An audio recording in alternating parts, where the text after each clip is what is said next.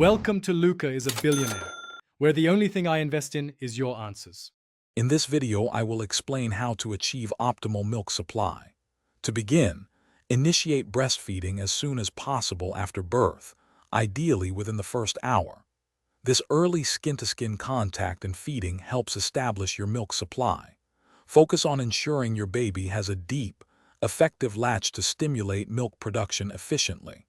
Remember to nurse on demand, which usually means 8 to 12 times in a 24-hour period, to signal your body to produce more milk. Your body's milk production works on a simple supply and demand system. The more milk your baby removes, the more milk your body will produce.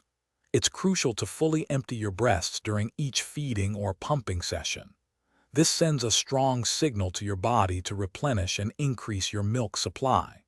If your baby isn't emptying your breasts, or if you need to boost your supply, consider adding pumping sessions after feeds. To support a healthy milk supply, focus on your own well-being. Ensure you're consuming a balanced diet rich in nutrients and sufficient calories to fuel milk production. Staying well hydrated is also key. Aim to drink water regularly throughout the day. Don't forget the importance of rest. Try to sleep when your baby sleeps. Managing stress can also positively impact your milk supply, so find ways to relax. To sustain your milk supply long-term, try to avoid introducing pacifiers or bottles until breastfeeding is well established, typically around 4 to 6 weeks. This ensures your baby primarily stimulates your breasts.